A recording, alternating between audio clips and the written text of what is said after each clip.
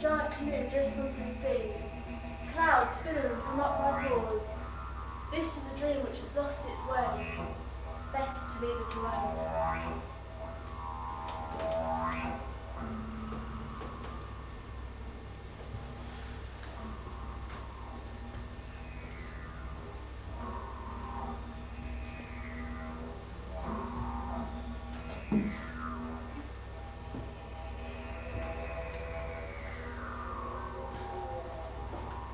Punishment.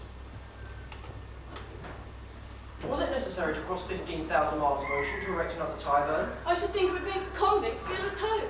This land is under English law. The court found them guilty and sentenced them accordingly. Then, Ward-eyed coroner. But the hanging? Only the three who were found guilty of stealing from the colony's stores. And that, over there on the eucalyptus, is a flock of Kakadu Galarita, the southern-crested cockatoo. You've been made governor-in-chief of paradise of birds, Arthur. And I hope not of the human hell, Davy. Don't shoot yet, Watkin. Let's observe them. Could we not be more humane? Justice and humaneness have never gone hand in hand. The law's not a sentimental comedy. I'm not suggesting they go without punishment. It is the spectacle of hanging I object to. The convicts will feel that nothing has changed and will go back to their old ways. The convicts never left their old ways, Governor, nor do they intend to. 3 months is not long enough to decide that. You're speaking too loud, Watkin. I commend your endeavour to oppose the baneful influence of vice with the harmonising arts of civilization, Governor. But I suspect your edifice will collapse without the water of fear. Have these men lost all fear of being flogged? John Ascot has already been sentenced to 150 lashes for assault. The shoulder blades are exposed to about 150 lashes, and I would say that somewhere between 250 and 500, you're probably condemning a man to death anyway. With the disadvantage that the death is slow, unobserved, and cannot serve as sharp example. Harry? The convicts laugh at hanging, sir. They watch him all the time. It's their favourite form of entertainment, I should say. Perhaps because they've never been offered anything else. Perhaps we should build an opera house for the convicts. We learned to love such things because they were offered to us when we were children or young men. Surely no one is born naturally cultured. I'll have the gun now. We don't even have any books here apart from the odd play and a few Bibles. Most of the convicts can't read.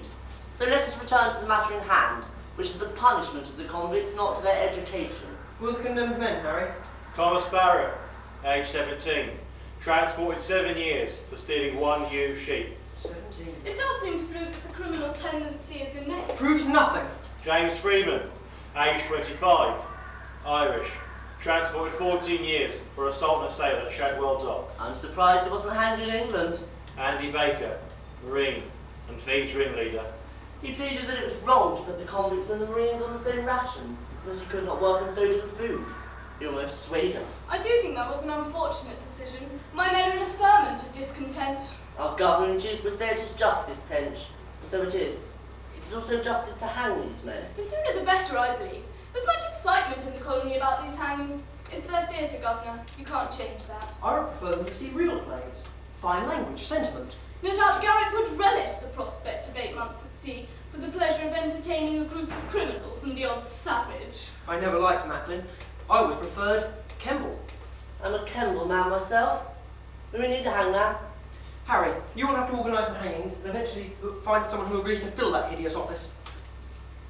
Shot. Shot! Shot, sir. It is my belief the hanging should take place tomorrow. Quick execution of justice for the good of the colony, Governor. The good of the colony? Oh look, we frightened a kangaroo. Aww.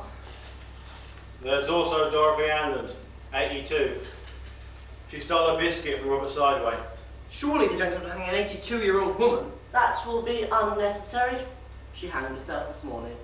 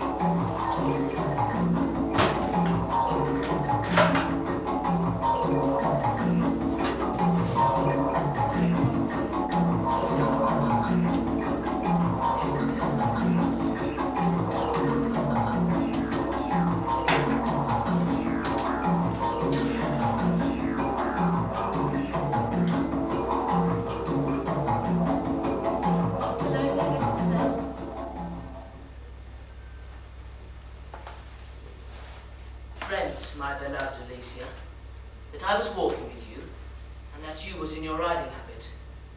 Oh, my dear woman, when shall I be able to hear from you? All the officers dine with the governor. I never heard of any one single person having so great a power vested in him as Captain Phillips has by his commission as Governor-in-Chief of New South Wales.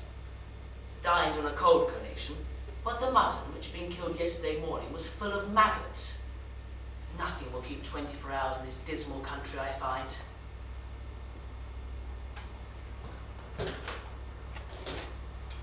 Went out shooting after breakfast. I only shot one cockatoo. They are the most beautiful birds. Major Ross ordered one of the corporals to flog with a rope Elizabeth Morden for being impertinent to Captain Campbell. The corporal did not play with her, but laid it home, which I was very glad to see. She has long been fishing for it. On Sunday, as usual, kissed your beloved image 1,000 times. Was very much frightened by the lightning as it broke very near to my tent. Several of the convicts here have run away. If I'm not made first lieutenant soon.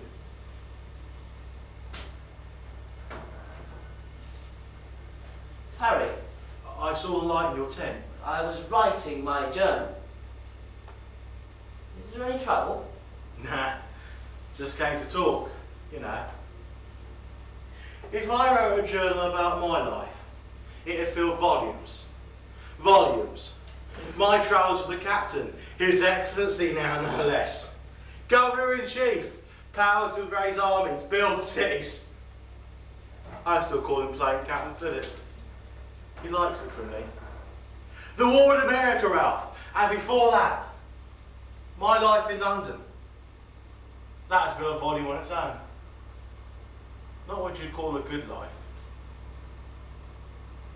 Sometimes, I look at the convicts and I think, one of those could be you, Harry Brewer, if you didn't join the Navy when you did. The officers may look down to me now, Ralph. But what if they found out I used to be embezzling? Harry, you should keep these things to yourself. You're right, Ralph. I think the captain suspects. But he's a good man, and he looks for different things in a man. Like what? Hard to say. He likes to see something unusual. Ralph, I saw Andy Baker You last night. hanged him a month ago, Harry. He had a right, Ralph. He's come back. It was a dream.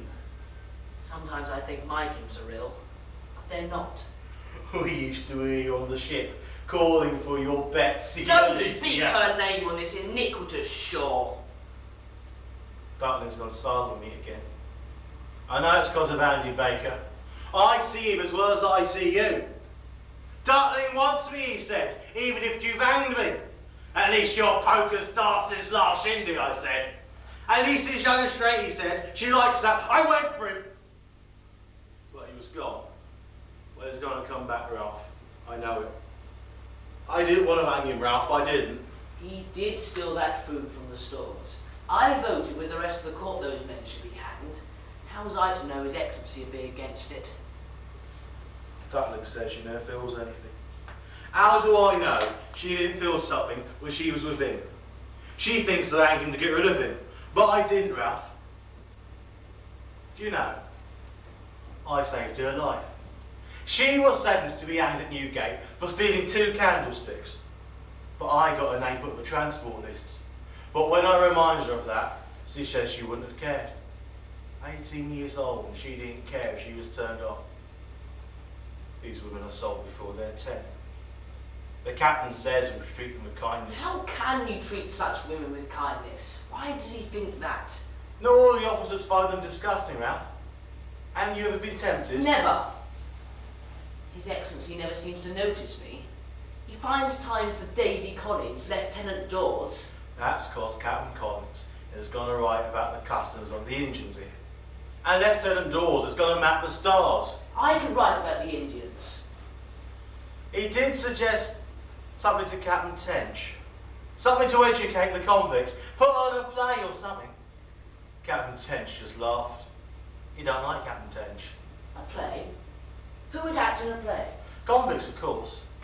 He's thinking of talking to Lieutenant Johnston. But I think he wants to study the plants. I read The Tragedy of Lady Jane Grey on the ship. It's such a moving, uplifting play. But how could a whore play Lady Jane? Some of these women are good women, Ralph. I believe my Dartling is good. If only she'd look at me. Once. React. Who wants to fuck a corpse? I'm sorry, Ralph. I didn't mean to shock you. I have shocked you, and I'll go. Is His Excellency serious about putting on a play? When the captain decides something, Ralph. If I went to him, no. It'd be better if you did, Harry.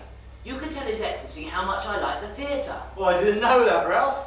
I'll tell him. Dublin could be in it if you wanted. I wouldn't want to look up all those men. If His Excellency didn't like Lady Jane, we could find something else. A comedy, perhaps. I'll tell him, Ralph. I like you. You don't think I killed him then? Who? Andy Baker. No, Harry, you did not kill Andy Baker. Thank you, Ralph. Harry, you won't forget to talk to His Excellency about the play.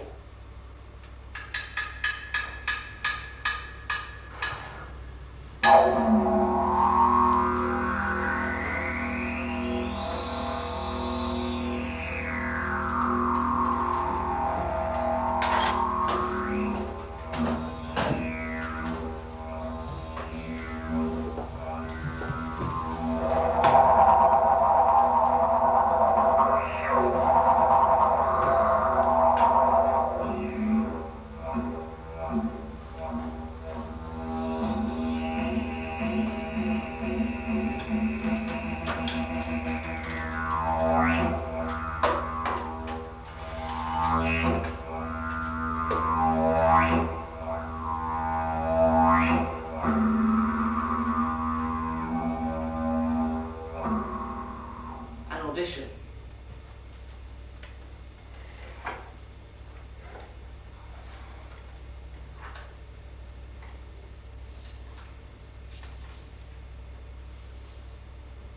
We heard you was looking for some women, Lieutenant. Here I am.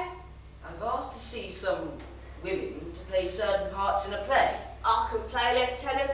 I can play with any part you like. There ain't nothing puts Meg off. That's how I got my name. Shitty Meg. The play has 4 particular parts for young women. You don't want a young woman for your peculiar, Lieutenant. They don't know nothing. Shut your eyes and I'll play as tight as a Don't bell. understand, Long. Here's the play. It's called The Recruiting Officer. I can do that too. What? Recruiting. Anybody you like. Who do you want? You want women? You asks Meg. Who do you want? I want to try some out. Good idea, Lieutenant. Good Don't idea. mind. Long. We thought you was a magical. What? You know, a fluter, a molly, a prissy cove, a girl. You haven't no she-lag on the ship, nor here neither. Maybe on the ship you was seasick. All these months here, and now here you want lots of women, all at once. And I'm glad to hear that, Lieutenant. I am. You let me know when you want Meg. Oh, chitty Meg. Oh, Mr. Clark! I'm calling you Mr. Clark as one called Mr. Garrick. Mr. Garrick, we have not had the pleasure of meeting before. I've seen you on the ship. Different circumstances, Mr. Clark. Beth forgot. I was once a gentleman. My fortune has turned. The wheel. You're doing a play over here. Oh. Drury Lane, Mr. Garrick, the lovely Peg Woffington. People are so cruel to her. You say you were a gentleman, Sideway. Talk of my profession, Mr. Clark. Pickpocket, born and bred in Bermondsey. Do you know London, sir? Don't you miss it? In these my darkest hours, I remember my happy days in that great city. Under bridge at dawn, hand on cold iron for good luck. Down cheapside with the market traders, never refuse a mince pie. In a St Paul's churchyard, I do love a good church. Begin work in Bond Street. There, I was spotted her. Rich, plump, not of the best class, standing in front of the shop, plucking up courage. I pluck her. Time for coffee until 5 o'clock. Then the glory, the pinnacle of the day. Drury Lane, the coaches, the actors scuttling, the gentlemen watching, the ladies tittering, the clothes, the perfumes, the handkerchiefs. Here, Mr. Clark, you see the skill? Oh, Mr. Clark, I beg you, I entreat you to let me perform on your stage, to let me feel once again the thrill of a play about to begin. Oh, I see ladies approaching. Our future Woffingtons, citizens. Ladies, I shall wait your word of command, Mr. Clark. I shall be in the wings. You asked to see Mary Brenda, Lieutenant. There she is. Yes, the governor has asked me to put in a play. You know what a play is? I've seen lots of plays, Lieutenant. So's Mary. Have you, Brenham? Yes. Can you remember which plays you've seen? I No. don't know what they was called, but I always knew when they was going to end badly. I knew right from the beginning. How does this one end, It Lieutenant? ends happily. It's called The Recruiting Officer. Mary wants to be in your play, and so do I. Do you think you have a talent for acting, Brenham? Of course she does, and so do I. I'll play Mary's friend. Do you know the Recruiting Officer, Bryant? No, but in all those places, always a friend. Because a girl has to talk to someone, and she talks to her friend. So I'll be Mary's friend. Sylvia. That's a part I want to try Brenham for. Doesn't have a friend. She has a cousin, but they don't like each other. Oh, Mary doesn't always like me. The Reverend Johnson told me you could read and write, Brenham. She went to school till she was 10. She used to read to us on the ship. We loved it. Put us to sleep. Shall we try reading some of the play?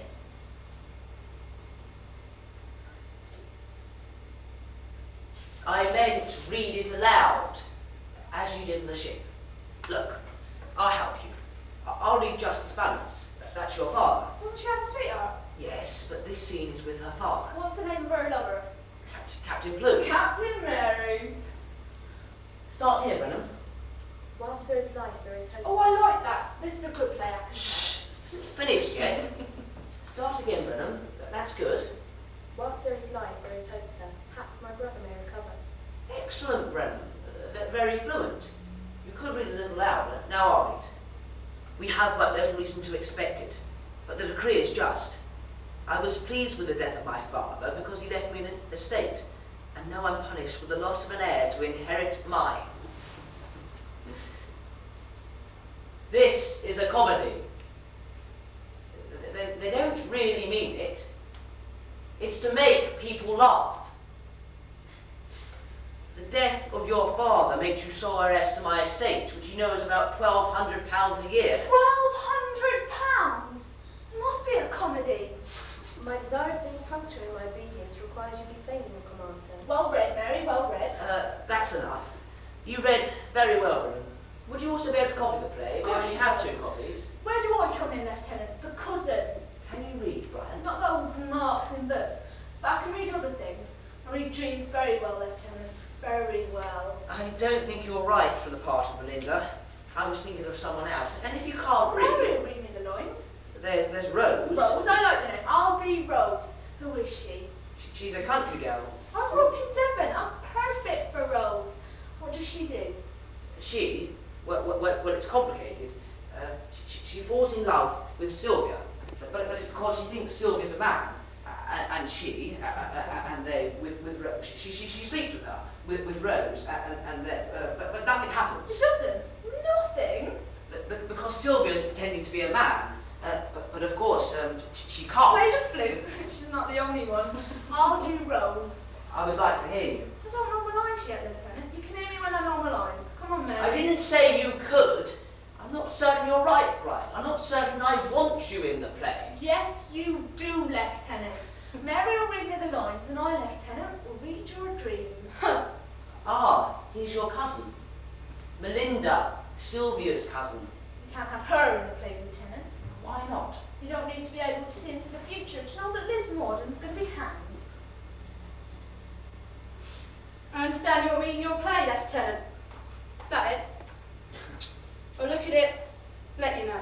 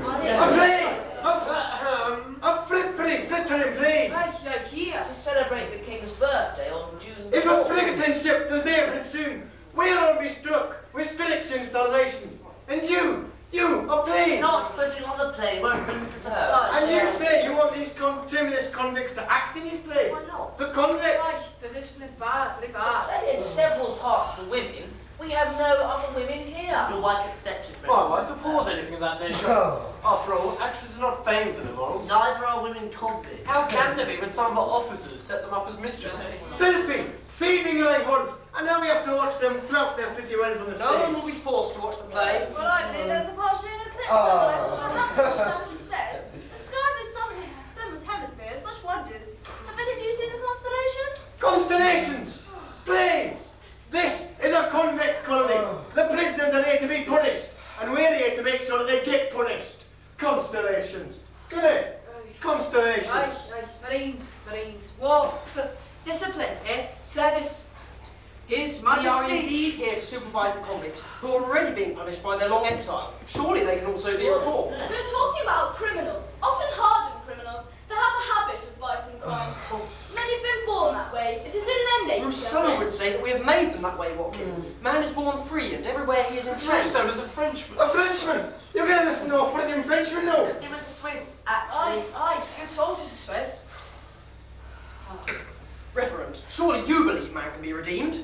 By the grace of God and the belief in true church, yes. But Christ never proposed putting on place to his disciples. However, he didn't forbid it either.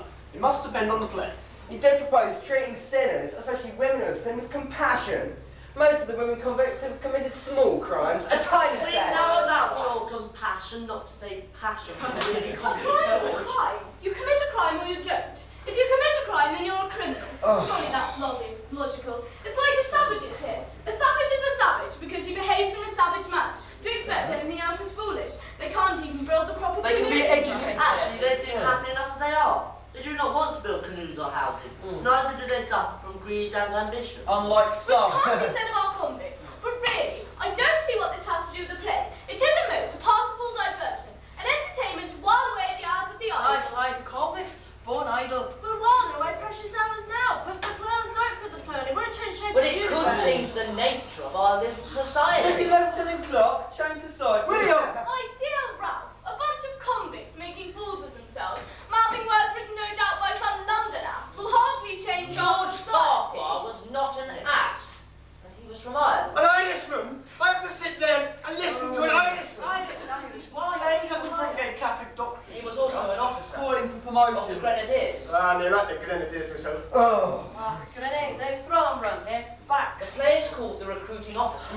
I saw it in London, I believe. Yes, very funny if I remember. Sergeant Kite, the devious ways he used to serve as captain. Your part, Ralph. William, if you can't contribute anything useful to the discussion, keep quiet. What is the plot, Ralph? It's about this recruiting officer and his friend, and they fall in love with these two young ladies from Shrewsbury. And after some difficulties, they marry them. It sanctions holy matrimony, then? Yes, it That does. wouldn't do the convicts any harm. I'm having such trouble getting them to marry into that sordid cohabitation. Marriage! Please! Why not a ball for the convicts? Boss, Some of these men will have finished their sentence in a few years. They will become members of society again and help to create a new society in this colony. Should we not encourage them now to think in a free and responsible manner? I don't see how a comedy about two lovers will do that, Arthur. Theatre is an expression of civilization. We belong to a great country which has spawned great playwrights. Shakespeare, Marlowe, Johnson, and even in our own time, Sheridan. The convicts will be speaking a refined, literate language and expressing sentiments of a delicacy they are not used to. It will remind them there is more to life than crime, punishment. And we, this colony of a few hundred, will be watching this together. And for a few hours, we will no longer be despised prisoners and hated jailers. We will laugh. We may be moved. We may even think a little. Can you suggest something else which would provide such an evening, Watkin? Mapping the sun. Personally. I don't think it's a good idea having convicts laugh at officers. No, insubordination, eh? No discipline. You want this vice-ridden vermin to enjoy themselves? Only laugh at Sergeant Kite. Captain Bloom is the most attractive He's not noble. loose, is he, Ralph? I hear many of these plays are about breaks and encourage loose morals in women. They do get married, before that is. Before They marry for love and to secure wealth. I would simply say that if you want to build a civilization, there are more important things than a play. If you really want to teach the convicts something, teach them to farm, to build houses, teach them a sense of respect for property. But above all, teach them to work, not to sit around laughing at a comedy. The Greeks believed it was a citizen's duty to watch a play. It was a kind of work in it that required attention, patience, judgment, all social virtues. And the Greeks were conquered by the more practical Indeed, the Romans. Romans built their bridges, but they also spent many centuries wishing they were Greeks. And they themselves were conquered by barbarians or by their own small and corrupt spirits. Are you saying Rome would not have fallen if the theatre had been better. Why not? Yes, indeed. In my own small way, in just a few hours, I have seen something change. I asked some of the convict women here to read me some lines. These women, who often behave no better than animals, and it seemed to me, as one or two, I'm not saying all of them, not at all, but one or two, saying those well-balanced lines of Mr. Farquhar, they seemed to acquire a dignity. They seemed to lose some of their corruption. There was one, Mary she played so well. Perhaps this play will stop her from selling herself to the first marine who offers her bread. She'll sell herself to him instead. So, that's the way the wind blows. Like your tempest. I speak about her, but in a small way this could affect all the convicts and even ourselves. We can forget our worries about the supplies, the hangings and the floggings, and think of ourselves in London, at the theatre, with our wives and children. That is, we could transcend the darker, transcend the brutality, remember our better nature, and remember England. Where did the wee lieutenant learn to speak? He must have had one of his dreams. You're making claims that cannot be substantiated, Ralph. It's 2 hours, possibly of amusement, possibly of boredom, and we will lose the labour of the convicts during the time they're learning the play. It's a waste. I'm an still unnecessary concerned about the waste. content. The content of the play is irrelevant. Even if it teaches insubordination, disobedience, and evolution. Since we have agreed it can do no harm, since it might possibly do some good, since the only person violently opposed to it is Major Ross, for instance, he has not quite made it clear, I suggest we allow Ralph to rehearse his play. Does anyone disagree? Aye. We have taken your disagreement into account, Robbie. Thank you, Captain Campbell. Doors, do come back to earth and honour us with your attention for a moment. No. Oh, why not? As long as I don't have to watch it. Johnston, I'm for it. Paddy, I'm against it. could you tell us why? I don't trust the director. Tench, Waste of time. the Reverend, our moral guide, has no objections. Of course, I haven't read it. Davy, this is not an objective summing up. This is typical of your high-handed... I hardly think you're the one to accuse others of a high-handed manner, what? Gentlemen, please. Your Excellency, I believe, is for the play, and I myself am convinced it will be the most interesting experiment. So let us conclude with our good wishes to Ralph for a successful production. How will they accept this? You, Willie, Wally, wobbly ones, Greeks, or Romans, experiment to get your own way. You do not take anything seriously. This play, I know this play, order will become disorder. The theatre leads to threatening theory. And you, Governor, you who are given His Majesty's commission to build castles, cities, and raise armies, administer a military colony, not fandangle a boat with a loony play. I'm going to write to the Admiralty about it. You're out of turn, Robbie. Confusion. What is Robbie Subsit? So much fuss over a play. Major Ross will never forgive you, Ralph. I have summed up the feelings of the assembled company, Arthur, but the last word must be yours. The last word will be the play, gentlemen.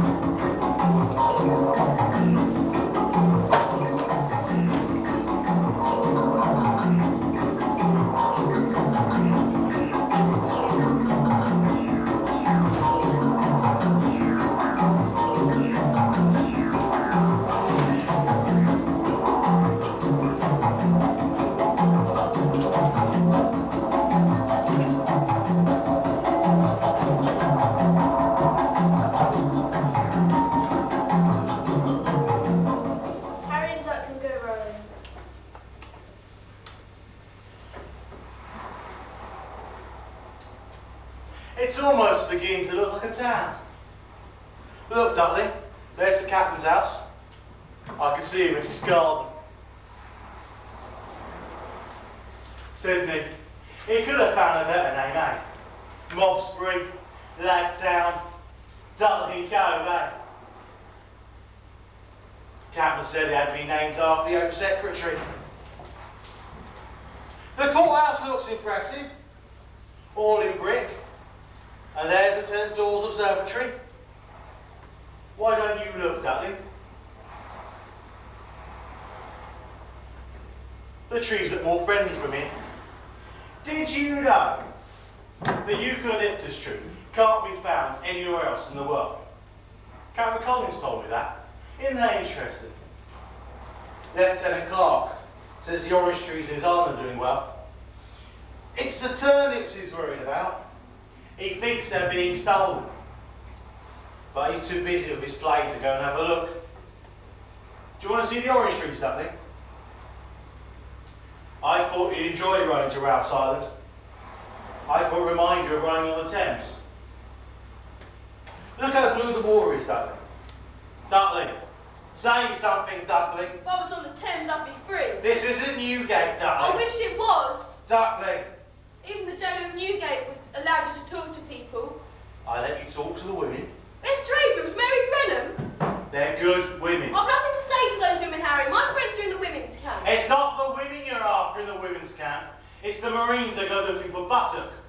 Who have you got your eye now, Duckling? Oh, a soldier, another Marine, a corporal. Oh, Duckling, oh! You found someone already, haven't you? Where do you go? On the beach? In my tent like a Vandy Baker, eh? Under the trees? You know I hate trees, don't you? So filthy. Filthy, filthy, oh, filthy, oh, filthy, oh! I'm sorry, Duckling.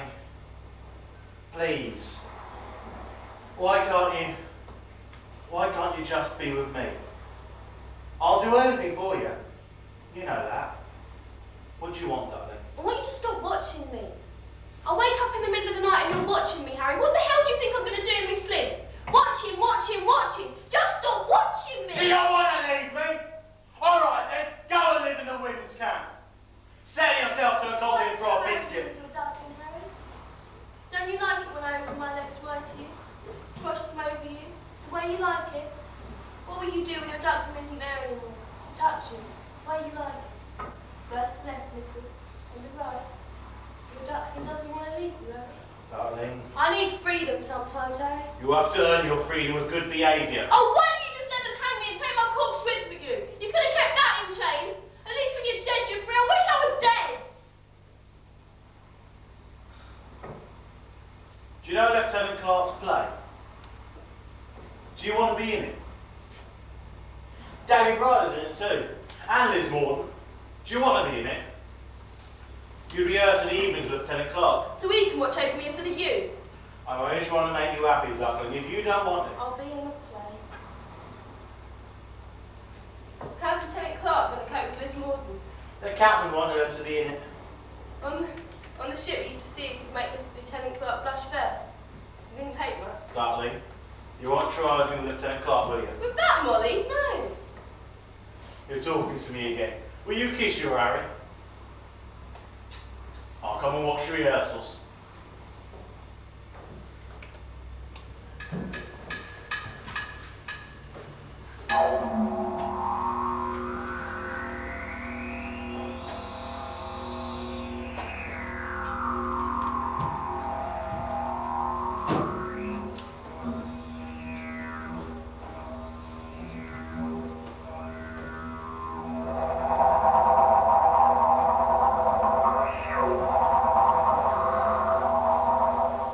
Women learn their lines.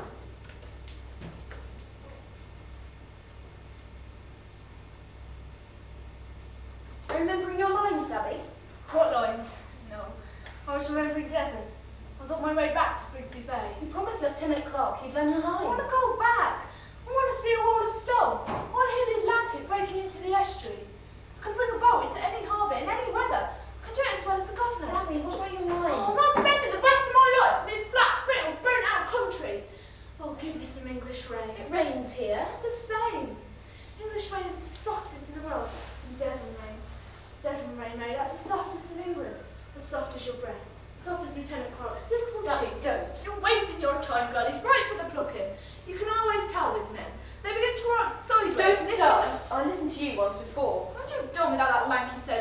long love you. I've been less of a whore. Listen, my darling, you're only a virgin once. You can't go to a man and say, I am a virgin, except for this one lover I had. After that, it doesn't matter how many men go through you. I'll never wash a sin away.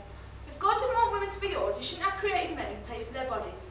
Well, you were with that sailor of yours. There were women in that pit of a ship with 3 men on them at once. Men with the pox, men with the flux, men fighting like dogs. But if you don't agree to it, then you're not a whore, you're a martyr. You have to be a virgin to be a martyr, Mary, and you didn't come on that ship a virgin.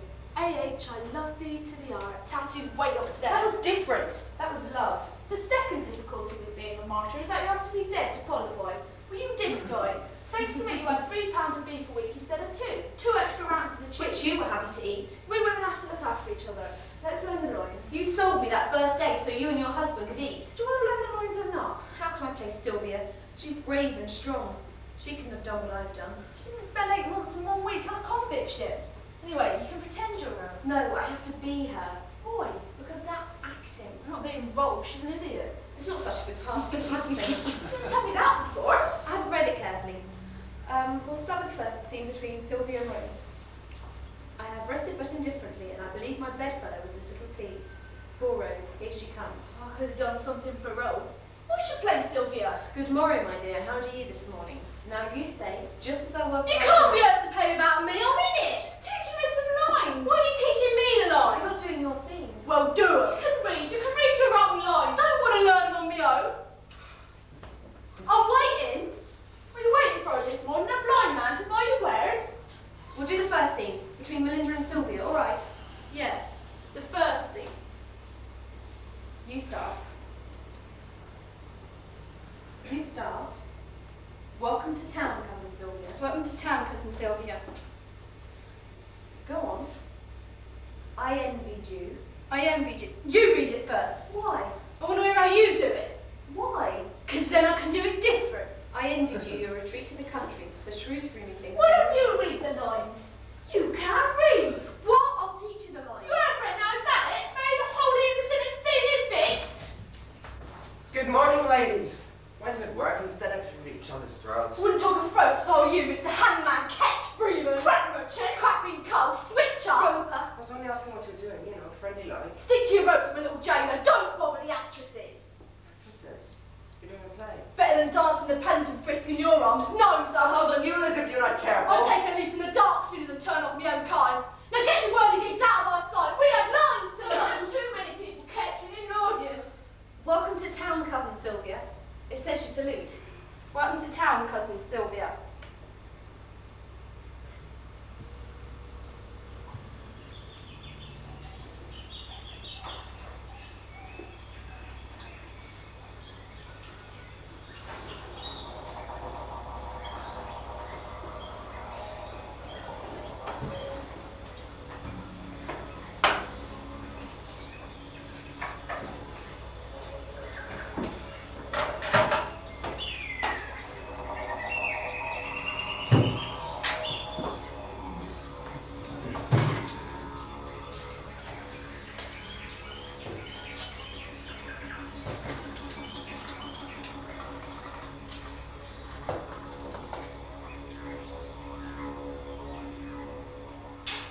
Ralph Clark tries to kiss his dear wife's picture. Dreamt, my beloved Betsy, that I was with you and that I thought I was going to be arrested. I hope to God that there's nothing the matter with you, my tender Alicia, or that of our dear boy. My darling, tender wife, I am reading Proverbs, waiting till midnight the Sabbath, that I might kiss your picture as usual. The patrols caught 3 seamen and a boy in the women's camp.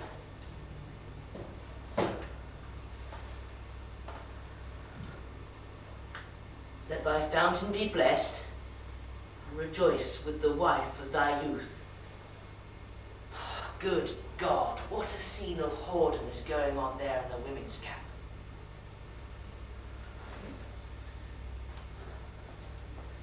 Very hot this night. Captain Shee killed today one of those kangaroos. It's the most curious animal I ever saw.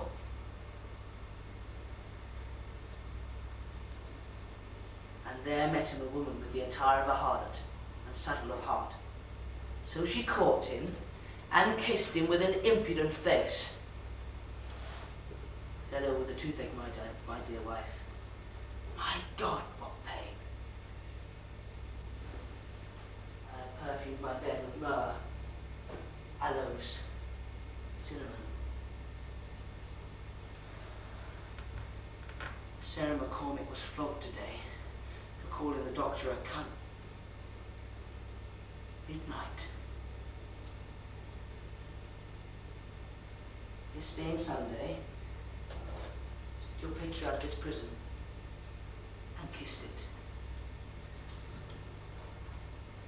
God bless you, my sweet woman. Forgive me, sir. Please forgive me. I didn't mean to disturb your prayers. I say 50 Hail Marys myself every night. 200 nights when... I'll wait outside, sir. What do you want? I'll wait outside. Don't mind me. I was about to go to sleep. I understand, sir. I understand. I have to have a word with you, sir. Get back to the camp immediately. I'll speak to you in the morning, Ketch. Don't call me that, sir. I beg you, don't call me by that name. I was looking to see you, sir. I was about to go to sleep. I understand, sir. I understand your sorrow, please. I won't take up your time, sir. I'll be brief. Well, But when I finish your prayers, I can be very quiet. get on with it. I say my prayers. I have a terrible doubt. How can you be sure God has forgiven me? What if he will forgive me, but hasn't forgiven me yet? That's why I don't want to die, sir. That's why I can't die. Not until I'm sure. Are you sure, sir? I'm not a convict. I don't sin. Oh, to be sure, forgive me. But if you're in God's power, surely he makes us sin. I was given a guardian angel when I was born, like all good Catholics. Why couldn't my guardian angel look after me better? I think my guardian angel stayed in Ireland. I think the devil tempted my mother to London. And both our guardian angels stayed behind. Have you ever been to Ireland, sir? It's a beautiful country. If I'd been an angel, I wouldn't have wanted to leave either. And then when we came within 6 miles of Westminster, the devils took over. But it's God's judgment I'm frightened of. And the women's. They're so hard. Why is that? Why have you come here? I'm coming to that, sir. It's all with it then. I'm speaking as fast as I can. Yes. James, sir! James Daniel Patrick. Of my 3 uncles. Good men they were, too. Didn't go to London. If my mother hadn't taken us, may God give peace to her soul and breathe mercy into the hearts of hard women. Because the docks are in London. And if we hadn't gone, I wouldn't have got a job as a coal heaver. And I wouldn't have been there when we refused to unload because they're paying us so badly. On May 23rd, 1785. Do you remember it, sir? Shadwell Dock. And that sailor who died. He shouldn't have done the unloading. That was wrong of the sailor. But I didn't kill him. Maybe one blow. Not to look stupid, you know, to shout with the lads, even if I wasn't. They caught 5 at random, sir, and I was amongst the 5. They found the cudgel, but I didn't use it, I just had it to look good. And he said to me, hang or give the names. What was I to do? What would you have done, sir? I wouldn't have been in that situation. Oh, to be sure, forgive me. Death is a horrible thing. Oh, that poor sailor. Freeman, I'm going to bed. I understand, sir, I understand. And it happened again here. I had such high hopes of making a new life here. It's because I'm so friendly, see. I go along, and I'm the one that gets caught. That theft, I didn't do it. I was just there, you know, keeping a lookout for some friends. When they say to you, hang or be hanged, what do? God had mercy on Horde the thief in the lane. Surely he'll forgive the hang... Oh, it's the women, sir. They're without mercy. Not like you and I, sir, men. That's what I came to see you about, sir. I heard them talking about the play. Some players came to our village once. They were loved like the angels, Lieutenant, like the angels. The way the women watched them. Oh, the light in their eyes. Lieutenant, I want to be an actor.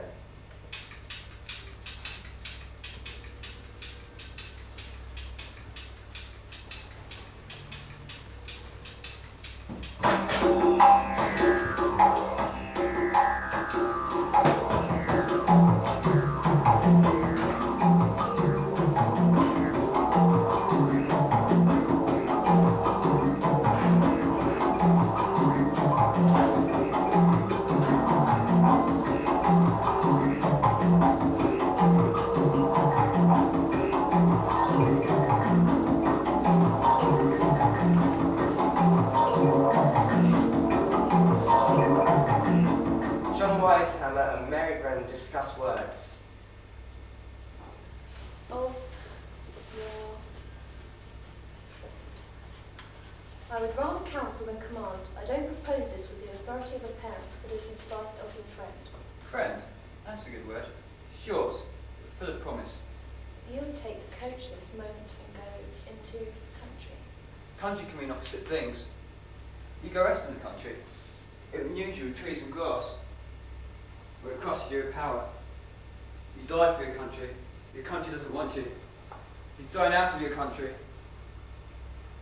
I like words. My father cleared the houses of the dead to sell clothes in the poorhouses by the Thames. He found a dictionary, Johnson's dictionary. It was as big as a Bible. It went from A to L. I started with the A's.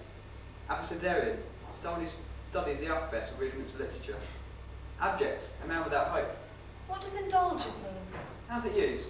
You have been so careful, so indulgent to me. It means ready to overlook faults. You have to be careful with words that begin with in. The in turns it inside out and makes it injustice. Most of that word is taken up with justice, but the in twists it inside out, makes it the ugliest word in the English language. Guilty is an ugly word. Innocent ought to be a beautiful word. It isn't. It's full of sorrow, anguish. I don't have much time. We start this in a few days. I have the biggest part. You have a beautiful hand. There's so much to copy, so many words. I can write. Why don't you tell Lieutenant Clark? He's doing it. No, I'm Afraid? diffident. I'll tell him. Well, I won't. My friend Debbie will. She's... Bold. Shy isn't a bad word. It's soft. But shame is a hard one. Words with two L's are the worst. Lonely. Loveless. Love is a good word. That's because it only has one L. I like words with only one L. Luck. Attitudinarian. Laughter.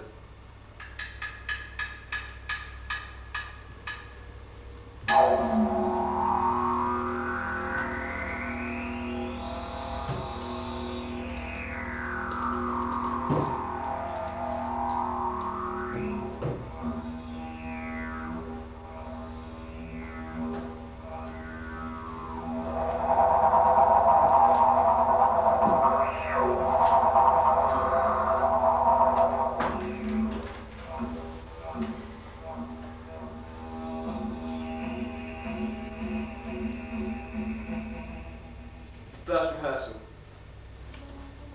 Good afternoon, ladies and gentlemen. Oh, ladies now. When Tom would tell my husband I'm a lady. It is with pleasure Our that I pleasure, Mr. Clark. Our pleasure. We have many days of hard work ahead of us. Work? I ain't working. I thought we was acting. Now, let me introduce the company. We've met before, Lieutenant. You could say we know each other. You could say we know each other in the dark. It's a theatrical custom. The company's formally introduced to each other, Mrs. Bryant. Brilliant. Who's Mrs. Bryant? It's the theatrical form of If address. I may proceed. You're interrupting the director. So we are Mr. Hangman. Switcher. The ladies first. Mary Brenham, who is to play Sylvia. Liz Morden, who is to play Melinda. Ducklin Smith, who is to play Lucy, Melinda's maid. I ain't playing Liz Morden's maid. Why not? I live with an officer who wouldn't like it. She lives chained up in that old tosspot's garden. Are you dead? You're not playing Morden's maid, Smith. You're playing Melinda's. And Dabby Bryant, who is to play Rose, a country Oh, girl. Devon. Screwjaws. Oh, bitch. That's the ladies. Now, Captain Plume is to be played by Henry Cable, who seems to be late. That's all. I saw him an hour ago and he said he was going to your hut to learn some lines by summer. Sergeant Kite is to be played by John Arscott, who did send a message to say if he kept at work an extra hour. An hour. You won't see him in an hour. You ain't the only one with new wrinkles in your arse, Dabby Brian. Mr. Worthy by Mr. Sideway. I'm here. Justice Balanced by James Freeman. No way I'm doing a play with a hangman, but stick in my throat. Oh, no, You sir. don't have any scenes with him, Smith. Now, if I can finish the introductions. Captain Brazen is to be played by John Weishammer. The small parts are still to be cast. Now, we can't do the first scene until John Arscott appears. Don't be a first. Bryant, would you be quiet, please? The second scene. Weishammer, you could read Plume. No. I'll read Plume myself. So, Act 1, Scene 2. Captain Plume and Mr. Worthing. That's me. I'm at your command. The rest of you can sit and wait for your scenes. Shall we begin by reading it? No need, Mr. Clark. I know it. Ah, I'm afraid I shall have to read, Captain Plume. I know that part too. Do you want me to do both? I think it's better if I do. Now, shall we begin? Kite, that's John Arscott, has just left. Morning. I'll say the line before Worthy's entrance. None at present. 'Tis indeed the picture of Worthy, but the life's departed. Sideway, where's he gone? I'm just preparing my entrance, Mr. Clark. Wait me a minute. Could you read the line again, slowly? 'Tis indeed the picture of Worthy, but the life's departed. What? Arms across, Worthy? Oh, yes, arms across. I forgot. I shall have to start again. Could you read the line again louder, please? What? Arms across, Worthy? Me wiper! Someone fuzzed me wiper! There's a white drawer in this crew, Mr. Clark. There's a pickpocket in this company. The popcorn in the kettle black. Who's putting the I'm handkerchief? sure it will turn up, Sideway. I can't Let's do go on. engines without it. I've been practicing this all night. If I get my mittens on the road, die wrong. Let's assume Worthy has already entered Sideway. Now, I say, what arms across, Worthy? Methinks I hold them open with a friend so near. I must expel this melancholy spirit. What are you doing down there, Sideway? I'm being melancholy. I saw Garrett being melancholy once. This is what he did. Hamlet it was. Oh, that this too solid flesh would melt. Oh, that this too solid flesh would melt. Oh! This is a comedy. It's perhaps a little lighter. Try simply to stand normally and look melancholy. Sideway, the audience won't hear Captain Plume's lines if your sobs are so loud. I'm still establishing my melancholy. A comedy needs to move quite fast, so in fact, I think we'll cut that line and the two verses follow and go straight to Worthy greeting, Plume. I like the word melancholy. A greeting. Yes, a greeting looks like this. Plume! Then I'll change to say the next lines. My dear Captain. That's affection, isn't it? If I put my hand on my heart like this. Now, welcome. I'm not quite sure how to do welcome. I think if you just say the line. Quite. Now, Sideway, what are you doing? I'm checking that you're safe and sound returned. That's what the line says, safe and sound returned. See that? You don't need to touch him. Yes. Yes, I'll check if you can pass in my eyes. Now, I'll put it all together.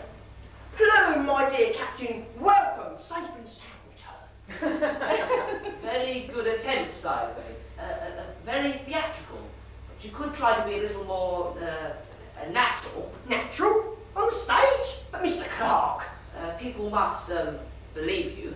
Garrick, after all, was admired for his naturalness. Of course, I thought I was being Garrett, but never mind. Natural, quite. You're the director, Mr. Clark. Perhaps you could look at me while saying the lines. But the audience won't see my face. The lines are said to Captain Plume. Let's go on. I say, I escaped safe from Germany. Shall we say America? It makes it more contemporary. Can't change the words of the playwright. Well. And sound, I hope, from London. Caesar, we're rehearsing. This is a duel, Monsieur Lieutenant. I see that as a piece of theatre. I've seen many pieces of theatre on my beautiful island of Madagascar, so I decided to play a piece in your theatre. There are no parts. There is always a part, this is... All the parts have been taken. I will play his servant. Farquhar hasn't written a servant for Worthy. You can have my part. I want to play something There else. is always a black servant in the play, and Caesar is that servant. So now I stand here, just behind him, and I will be his servant. There are no lines for it. I speak in French. That makes him a more high-up gentleman, you see, as a French servant. So now he gets a lady with a black servant. Very chic. I'll think about it. Actually, I'd like to rehearse the ladies now. They've been waiting patiently, and we don't have much time left. Freeman, would you go see what's happened to Arscott? Sideway, we'll come back to that scene another time.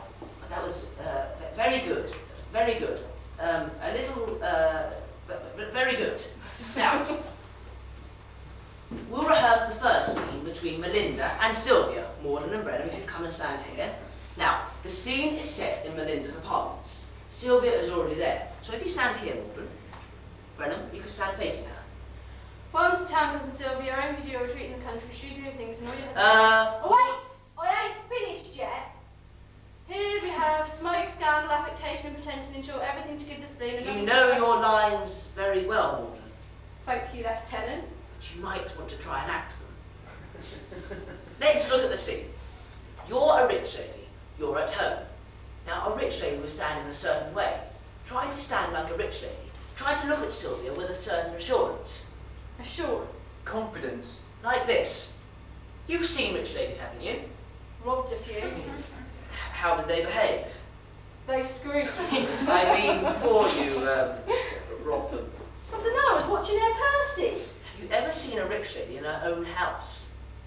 I used to go into the big houses when I was a girl and just stand there looking. I didn't take nothing. I just stood like this. But if it were your own house, you'd think it normal to live like that. It's not normal. It's not normal when others do nothing. When acting, you have to imagine things. You have to imagine you're someone different. So now, think of a rich lady and imagine you're her. What are you doing? If I was rich, I'd eat myself stick big too. Four fried eggs. Six fried eggs. Could we get on with the scene, please? Brennan, it's your speech. Oh, madam, I've heard the town commended for its air. But you don't consider, Sylvia, how long I've lived in it. I believe you'd look at her. She didn't look at me. Didn't she? She will now. For I can assure you that to a lady in the least... Pray thee, my dear Melinda, don't put on such an air to me. Excellent, Brennan. But you could be a little more sharp on the don't. Don't. Your education and mine were just the same, and I remember a time when we never troubled our heads about the air, but when the cold air from the Welsh mountains made our noses drop in a cold morning at the boarding school. Good, good. Morden?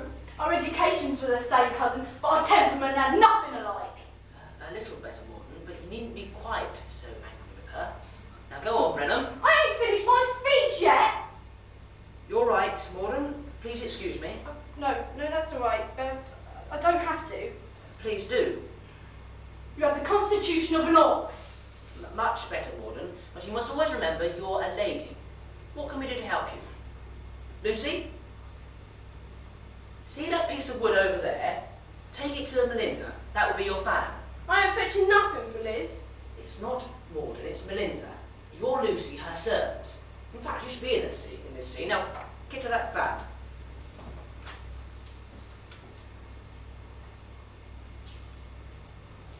Here. Thank you, Lucy. Do much appreciate the effort. No, you would nod your head. Don't add any words to the play. Now, Lucy, stand behind Melinda. What do I say? How have I no one here? Why's she got all the lines? What can I ask from her lines? Now, go on, Brennan. So far as to be troubled with neither spleen, colic, nor vapours, I need no thought. Major Ross, Captain Campbell, we're rehearsing. Rehearsing? Rehearsing? Rehearsing? The lieutenant was given 2 hours so he could rehearse. But what has he done with them? What? Yeah, other things, eh? Where are the prisoners come in and Ascot, Lieutenant? Eh? They seem to be late. While you were rehearsing, Ascot and Cable slipped into the woods with 3 of us. So, 5 men have run away, and it's all because of your damn play and your so-called thespians. But not only have your thespians run away, they've stolen food from the stores for their renegade escapade. That is what your play has done. I don't see I what said it from the beginning. This play will bring down calamity on this colony. I don't see what... The devil, Lieutenant, always comes through the mind, worms its way. Here, idleness in woods. Major Ross, I can't agree. Listen to me, Lieutenant. You didn't agree or disagree with Major Ross. No discipline, yes. Caesar, he started going with them, and then he came back. That's all right, he's not in the play. Yes, I am. Oh, please, Lieutenant, I am his servant. John Wisehammer. I had nothing to do with it. You're Jewish, aren't you? You guilty? Wisehammer was last seen outside Cable's hut. Liz Morden, she was observed late last night outside the colony stores in the company of Cable, who was supposed to be repairing the door. Liz Morden, you'll be tried for stealing from the colony stores. You know the punishment, death by hanging. And now, Lieutenant, you may continue to rehearse. What's that? The recruiting officer? Good title. Yeah, but a play. A play.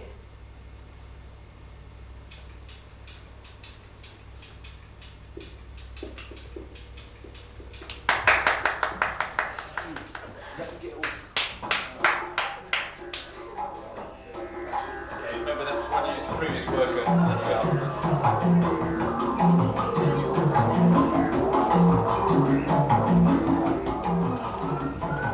got to watch them. When they've got big scenes, I mean,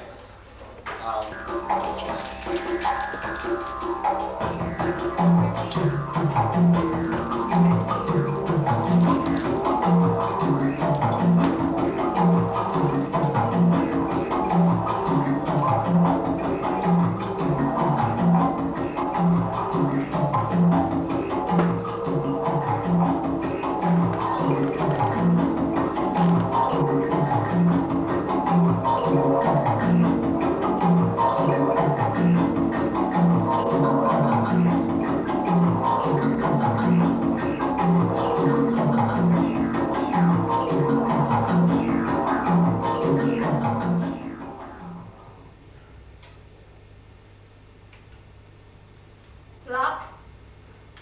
Don't know the word. Shifts its bob when I comes near. Born under an 8-knee planet I was.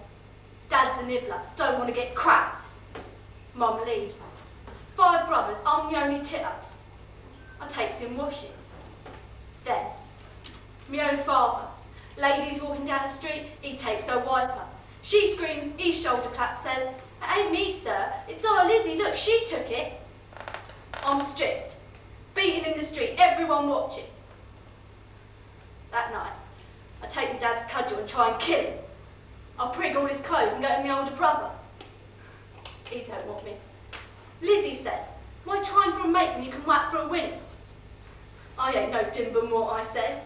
Not asking you to be a swell monisher sister. Men want Miss Laycock, not look at your mug.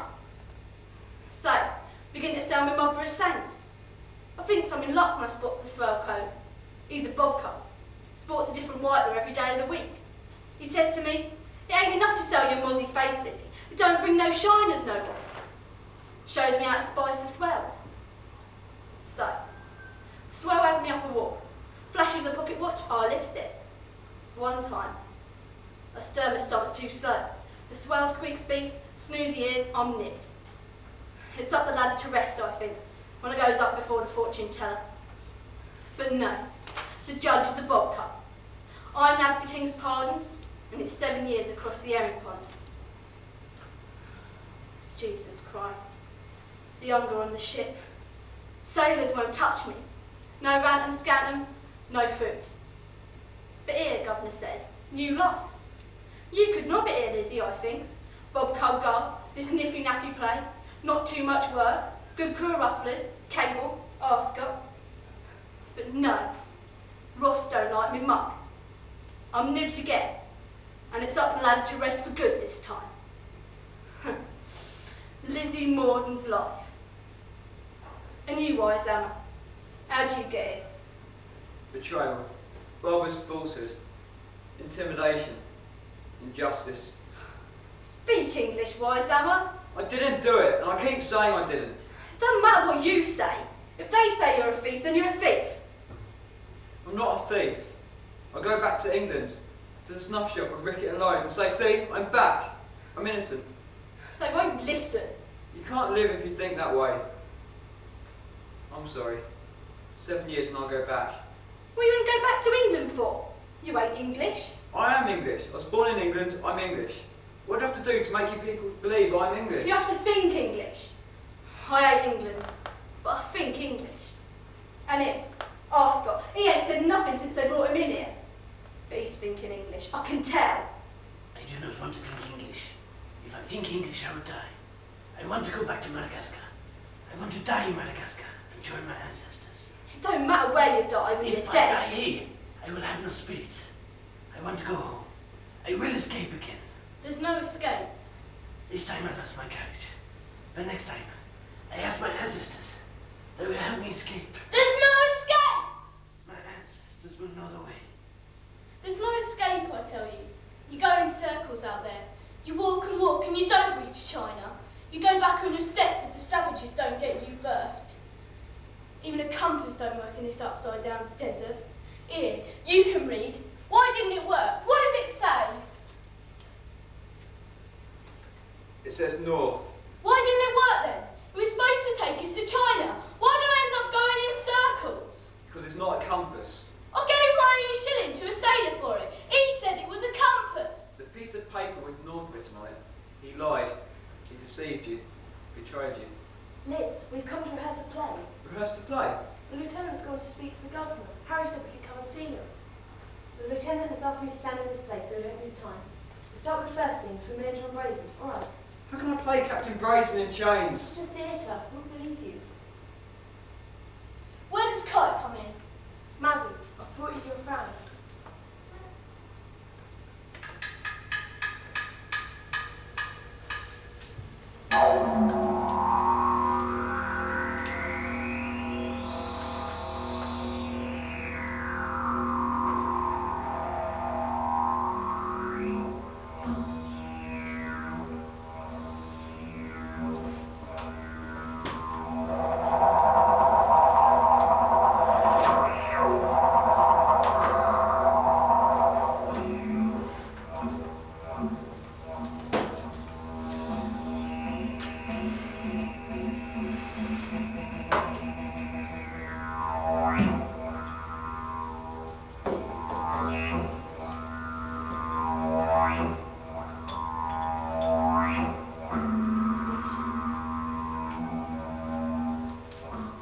His Excellency exhorts Ralph.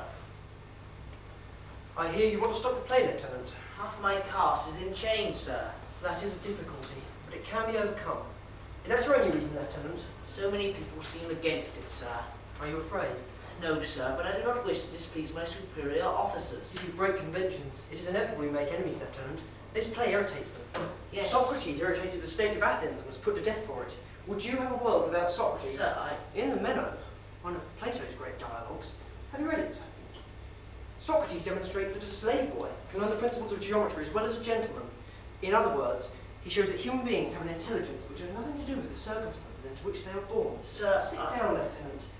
It is a matter of reminding the slave boy of what he knows, of his own intelligence. And by intelligence you may read goodness, talent, the innate qualities of human beings. I see, sir. When you treat the slave boy as a rational human being, the boy becomes one. He loses his fear and becomes a competent mathematician. A little more encouragement, and he may become an extraordinary mathematician. Who knows? You must see your actors in that part. I can see some of them, sir, but there are others. John Arscott. He has been given 200 lashes for trying to escape. It will take some time for him to see himself as a human being again. Liz Morden. Miss Morgan. I had a reason for asking you to cast her as Melinda. Morgan is one of the most difficult women in this colony. She is indeed, sir. Lower than a slave. Full of loathing, foul-mouthed. Exactly, sir. And violent. Quite. To be made an example of. By hanging. No, Lieutenant. By redemption. The resident says he's given up on her. Irreverence and acts, Lieutenant. I'm talking of redeeming her humanity. I'm afraid there may be not much there, sir. Who knows what humanity lies hidden under the rags and tatters of a mangled life? I've seen soldiers given up for dead, limbs torn, heads cut open, come back to life. If we treat her as a corpse, of course she will die. Try a little kindness, Lieutenant. Will she be hanged, sir? I don't want a woman to be hanged. You will have to help her, Ralph. Sir? I've retired from His Majesty's service, Ralph. I was farming. I don't know why they asked me to rule over this colony of wretched souls, but I will fulfill my responsibility. No one will stop me. Yes, sir. And what is a statesman's responsibility? To ensure the rule of law. But the citizens must be taught to obey that law of their own free will. I want to rule over responsible human beings, not tyrannise over a group of animals. I want there to be a contract between us, not a whip on my side, terror and hatred on theirs. And you must help me, Ralph. yes, sir. The It play. won't change much, but it is the diagram and the sound which may remind, just remind, the slave boy of what he knows. Do you understand? I think so. We may fail. I may have a mutiny on my hands. They're trying to convince the admiralty that I am mad. Sir! And they will threaten you. You don't want to be a second lieutenant all your life. No, sir. But I cannot go over the head of Major Ross in the matter of promotion. I see. But we have embarked, Ralph. We must stay afloat. There is a more serious threat, and it may capsize us all. If a ship does not arrive within the next 3 months, the supplies will be exhausted. In a month, I will cut the rations again. Harry is not well. Can you do something? Good luck with the play. Oh, and Ralph, Sir? unexpected situations are often matched by unexpected virtues in people, are they not? I believe they are, sir. A play is a world in itself. A tiny colony, we might say. And you are in charge of it.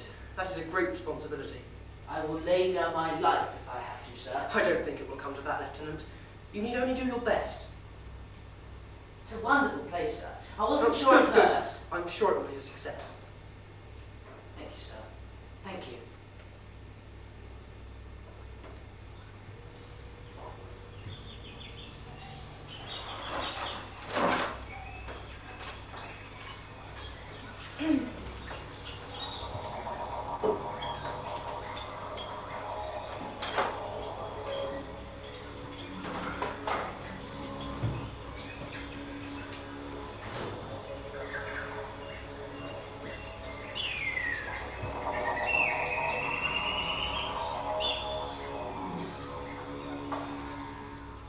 Harry Brewer sees the dead.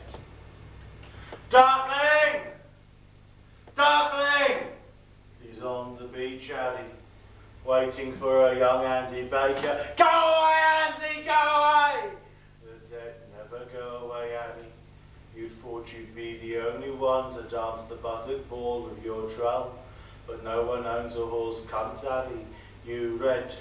You rent because you stole! You wanted me hanged. I didn't! You wanted me dead. All right, I wanted you dead! Go away! Death is horrible, Mr. Brewer. It's dark. There's nothing. Thomas Barrett, you ran because you stole from the colony stores. I was 17, Mr. Brewer. You had led a very wicked life. I didn't. That's what you said that morning. You had led a very wicked life. I had to say something. Make sense of dying. I'd heard the Reverend say we were all wicked, but it was horrible. My body hanging, my tongue sticking out. You shouldn't have stolen! I wanted to go back to England. I'd only been 24. I hadn't done it much, not like you. Darkling! I had plans. I wanted to live in my farm, drink with my friends, feel the strong legs of a girl. Or you shouldn't have stolen! Didn't you ever steal? No! Yes. Well, that was different. Why should you be alive after what you've done? Darkling! Darkling! What's the matter, Harry? I'm seeing them. Who? All of them. You're dead. I heard you scream from the beach. You're having another bad dream. No, I see them. Let me come inside you, Yeah? please. Will you forget your nightmares? Yes. Come then.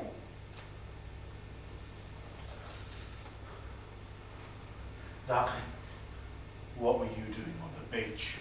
You were with him, he told me so. You were with Andy Baker.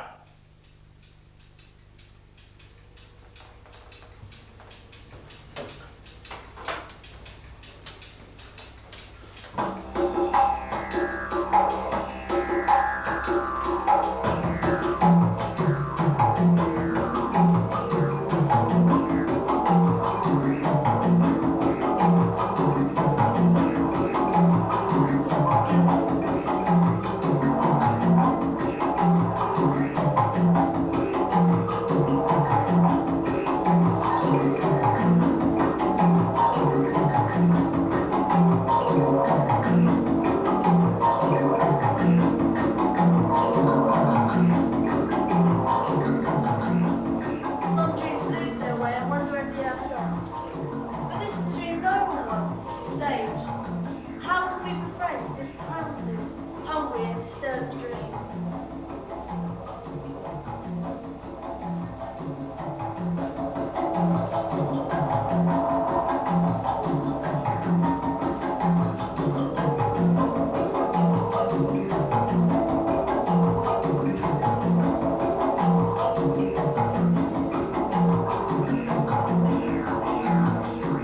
The second rehearsal.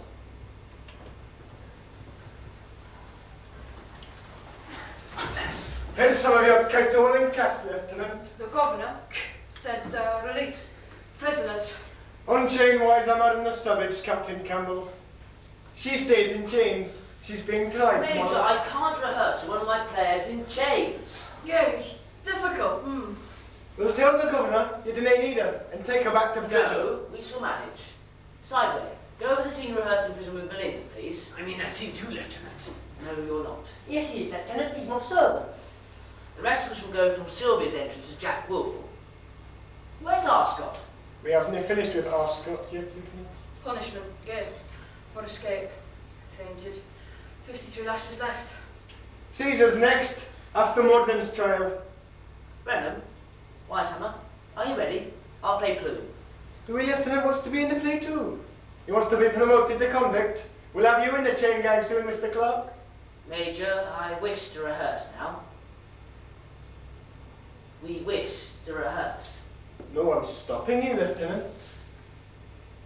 Major, rehearsals need to take place in the utmost privacy. Secrecy, you might say.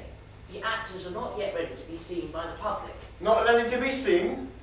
Major, there is a modesty attached to the process of creation which must be respected. Modesty? Modesty? Sideway, come here! Major, sideways, stay. Lieutenant, I would nay tonight to countermand the orders of a superior officer. Sideway! Take off your shirt.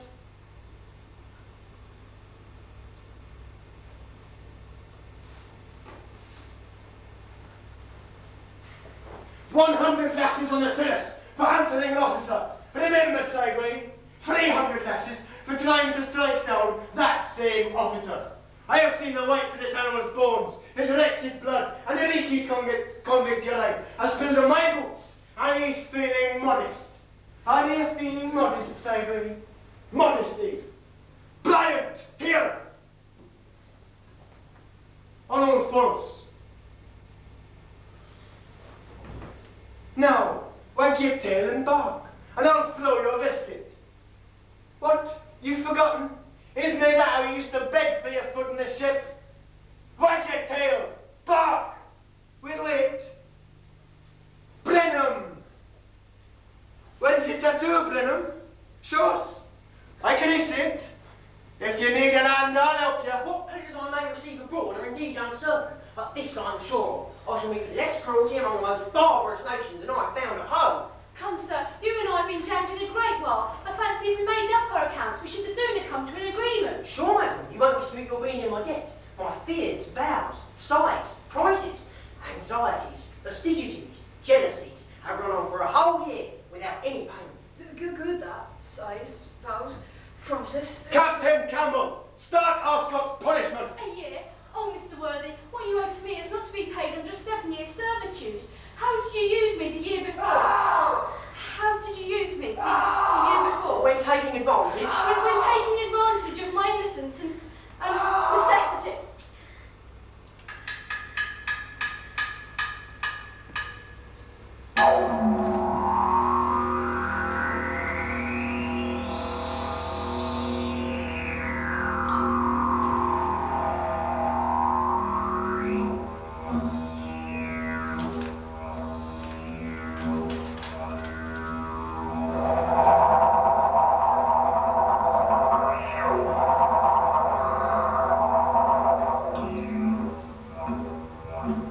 The science of aiming. I don't want to do this. Get on with it, Freeman. I have to measure you. I'm sorry. You'll have to stand, Liz. Look, I won't hurt you. I mean now. If you get the measurements right, you can make it quick. Very quick. Please, Liz. She doesn't want to stand up, Mr. Brewer. Come back. Hurry up! I can't. I can't unless she gets up. If the rope's too short, it won't hang her. If it's too long, you pull her head off. It's very difficult, Mr. Brewer. I've always done my best, but I've never hung a woman. You hung a boy. You hung a boy. That was a terrible mess, Mr. Brewer. Don't you remember? It took 20 minutes, and even then, he wasn't dead. I don't want to repeat something like that. So I have to get Measure out, Freeman. Yes, sir. If you tell her to get up, she'll listen to you. Get up, you bitch. Get up.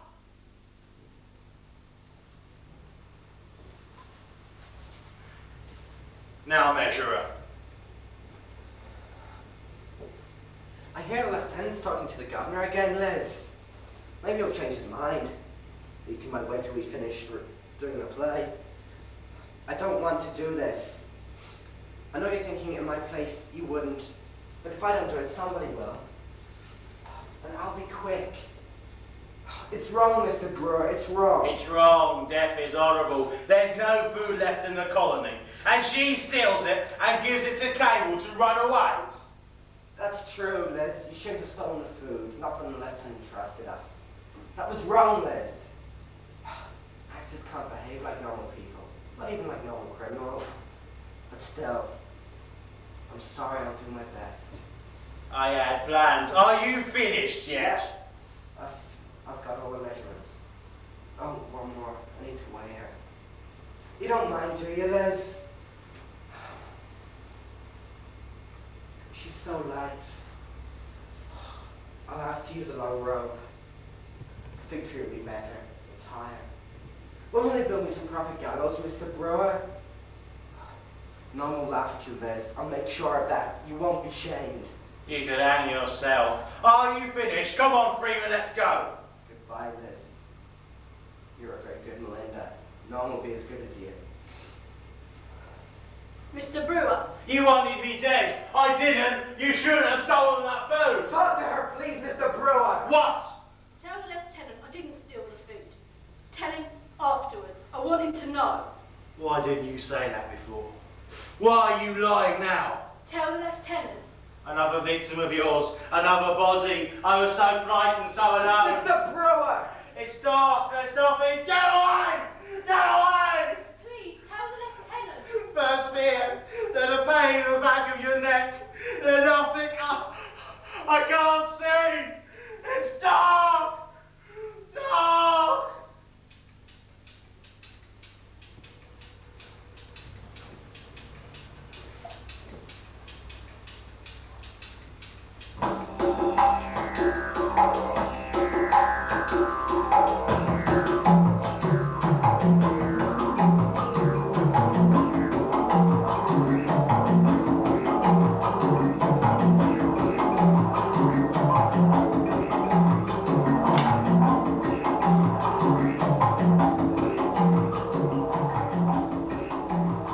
Ghosts in a multitude spill from the drink. Who are they?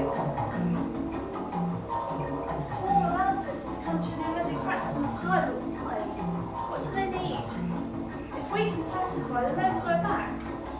How can we satisfy them?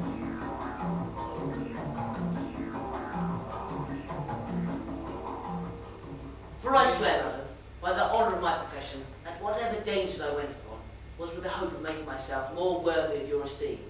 And if I ever had thoughts of preserving my life, 'twas for the pleasure of dying at your feet. Well, well, you shall die at my feet or where you will. But you know, sir, there is a certain will and testament to be made beforehand. I don't understand why Silver has asked Plume to make a will. It's a proof of his love. He wants to provide for her. A will is a proof of love. No, he's using will in another sense. He must show his willingness to marry her. Dying is used in another sense too. He gives her his will to indicate that he intends to take care of her. That's right, Lieutenant. Marriage is nothing, but will you look after her? Plume's too ambitious to marry Sylvia. If I had been Sylvia, I would have trusted Plume. Woman should look out for her own interests. That's all. Her interest is to love. Woman will love the first woman who can open her legs. She's called the whore and ends up here. I could write you real scenes, Lieutenant. Scenes with real women, not these Shrewsbury prudes. I've written something. The prologue of this play won't make any sense to the convicts. In ancient times when heaven spoke to charms and so on, I've written another. You looked at this then. You mustn't trust the wrong people, Mary. Think about it, Mary. I would marry you. You live in a house with me. Are you rehearsed or not? Moscow haven't done anything yet. It seems interesting. I'll read it more carefully later. You don't like it. I do like it. Perhaps it needs a little more work. It's not far. It would mean more to the convicts. We'll talk about it another time. Do you think it should be longer? I'll think about it. Shorter. Do you like the last two lines? Mary helped me with them. Oh, First lines took stays, didn't they, Mary? let's rehearse the first scene when Sylvia comes on as Jack Wilful.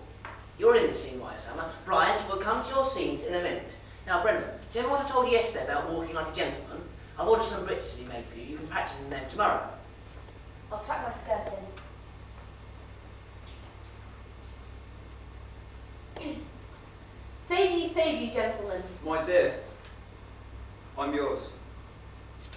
It doesn't say Sylvia's kissed in the stage direction. Romans. Plume kiss her later. There's a line about men kissing in the army. I thought Brazen would kiss her It's immediately. completely wrong. It's right for the character of Brazen. No, it isn't, Wisehammer. I'm the director. Yes, but I have to play the part. They're both equal in the scenes and they're both captains, and in the end they fight for her. Who's playing Plume in our performance? I shall have to escape as a Pembroke. It's your life. Will I be given a sword? I doubt it. Let's move on to Arscott's entrance. He's been waiting too long. Sir, if you please. Excellent, Arscott. We should just give you our last line so you'll know when to come in. The fellow dare not fight. That's when you come in. Sir, if you please. Not me. I haven't done anything either. You always rehearse the scenes with Sylvia. Let's rehearse the scene where Rose comes on with her brother Bullock. It's a better scene for you, Arscott. Do you know it? Yeah. Good. Wisehammer, you'll have to read Bullock, sorry. Play two parts. Major Ross won't let any more prisoners off work. Some of us will have to play several parts. It will confuse the audience. They'll think Brazen is Bullock and Bullock is Brazen. Nonsense. If the audience is paying attention, they'll know that Bullock is a country boy and Brazen a captain. What if they aren't paying attention? People who can't pay attention should not go to the theatre. If you act well, they'll have to pay attention. Our audience won't be that discerning. Their imagination will be challenged and trained. Let's go on. I'm not being in the recruiting office. It's a silly play. Wouldn't it be in a play that's more interesting people in? I like playing Sylvia. She's bold. She breaks rules out of love for her captain, and she's not ashamed. She hasn't been born poor. She hasn't had to survive, and her father is a justice of the peace. I want to play myself. I don't want to play myself. When I say Kite's lines, I forget everything else. I forget the judge said I have to spend the rest of my natural life in this place, getting beaten and working like a slave. I can forget that out there, there's trees and burnt grass, spiders that kill you, and 4 rats and snakes. I can forget what happened to Cable. I don't hate anymore. I'm Kite, and I'm in Shrewsbury. Can we get on with the scene, Lieutenant, and stop talking? Why can't we do a play that shows life as we know it? A play should teach you something new. If it tells you what you already know, you leave it as ignorant as you went in. Why can't we do a play about now? It doesn't matter when a play is set. It's better if it's set in the past. It's clearer. It's easy to understand Captain Brazen and Plume than some of the officers we know here. Arscott, would you start the scene? Captain, sir! Look yonder! A coming this way! 'Tis the prettiest, cleanest little tit! Now, Worthy, he's in this scene. Where's Sideway? He's so upset about Liz, he won't rehearse. I'm going to talk to the governor, but he has to rehearse. We must do this play, whatever happens. We've been rehearsing for 5 months. Now let's go on.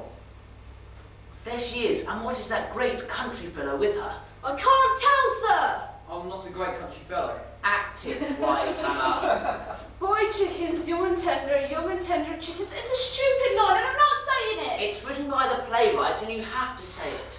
Here, you chickens. Who calls? Bryant, you're playing a pretty country wench who wants to entice the captain. You have to say these lines with charm and, blushes. I don't blush. Let's do another scene.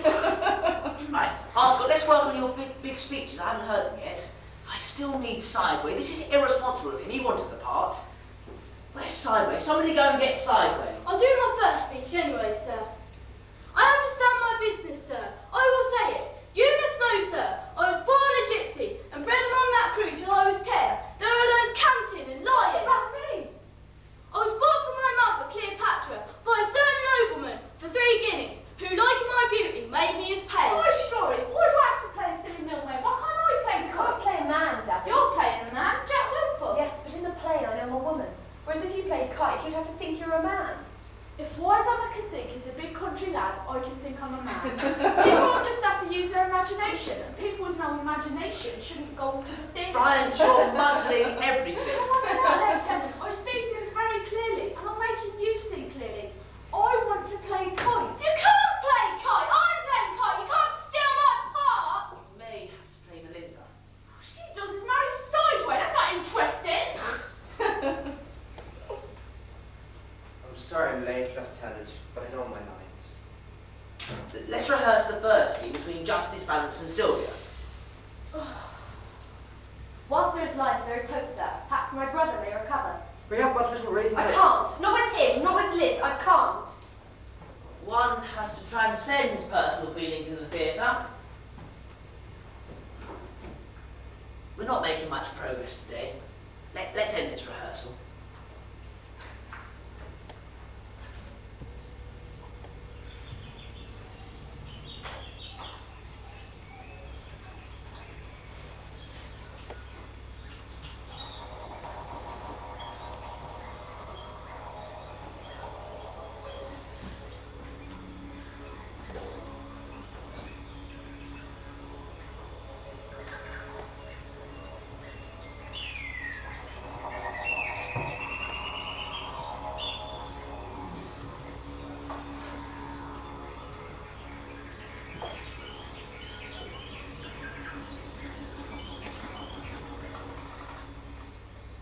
fighting makes vows. If you live, I will never again punish you with my silence. If you live, I will never turn away from you. If you live, I will never imagine another man when you make love to me. If you live, I will never tell you I will leave you. If you live, I will speak to you. If you live, I will be tender with you. If you live, I will be wet and open to your touch. If you live, I will always answer your questions. If you live, I will stay with you. If you live, I will look at you. If you live, I will love you. If you die, I'll never forgive you! I hate you! No, I love you. How could you do this?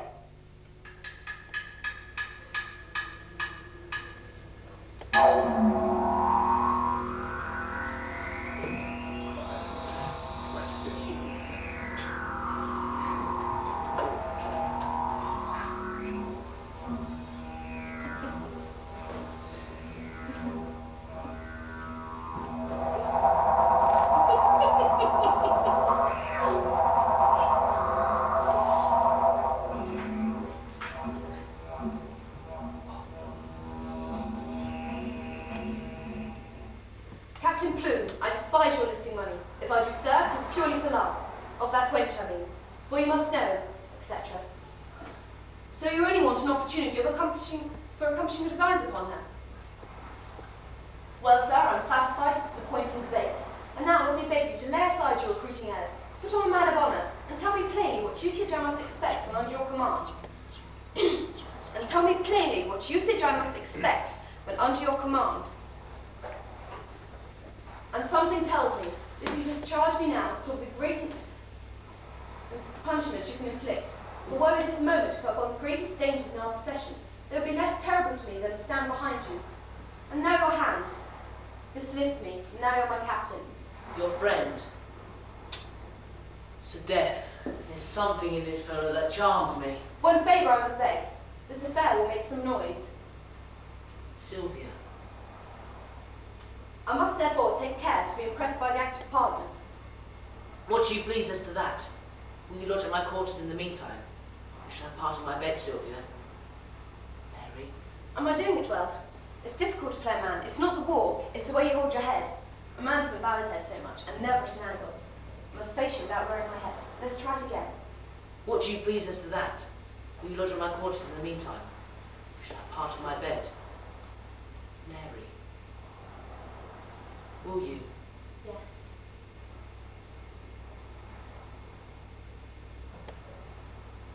Don't lower your head. Sylvia wouldn't.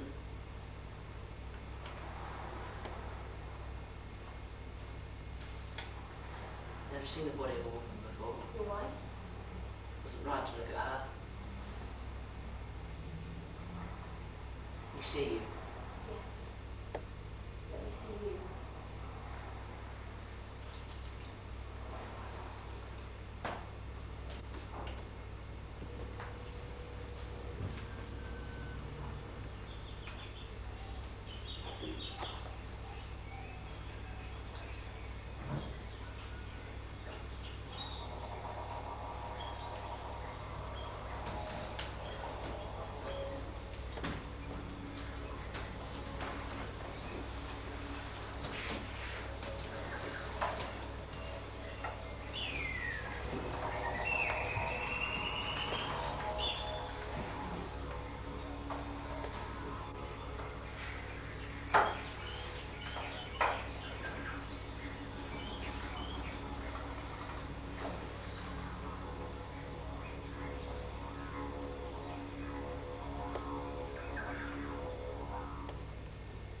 Question of Liz.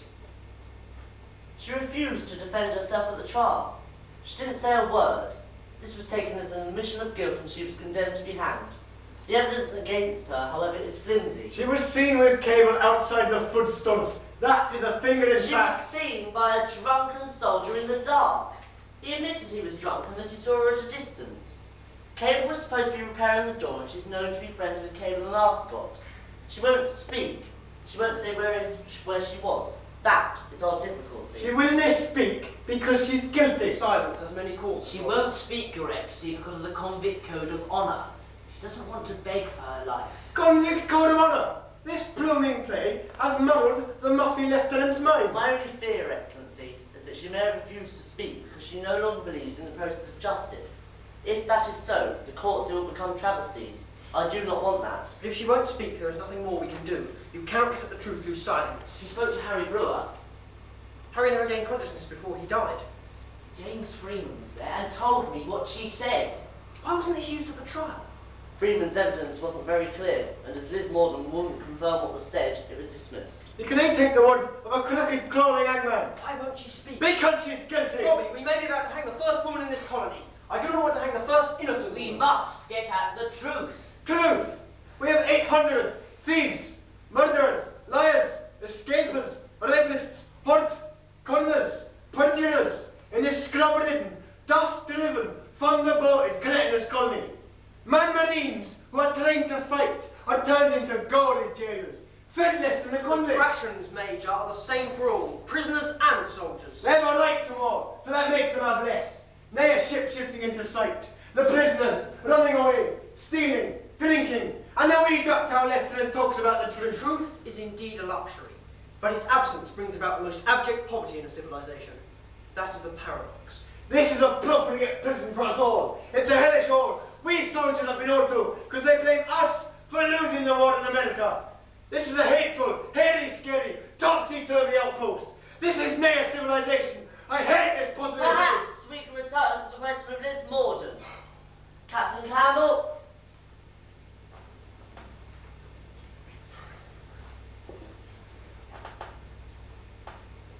Morden, if you don't speak, we will have to hang you. If you can defend yourself, His Excellency can overrule the court. We would not then risk a miscarriage of justice, but you must speak. Did you steal that boot with the escaped prisoner Cable? She is the accused who must answer. Liz Morgan, you must speak the truth. We will listen to you. Morden, no one will despise you for telling the truth. That is not so, Lieutenant. Tell the truth and accept the contempt. That is the history of great men. Liz, you may be despised, but you would have shown courage. If that soldier has lied, Then he's accusing my soldiers of lying. It's that play. It makes fun of officers. It shows an officer lying and cheating. It shows the corrupt justice as well. Good seeing that. Very funny. It too, Campbell. What? Meant only. If he be so good at gunning, he may be of use against the French, but he shoots flying, and then there's his... Campbell! The play seems to be having miraculous effects already. Don't you want to be in it, Liz? Morden, you must speak. For the good of the colony. And of the play.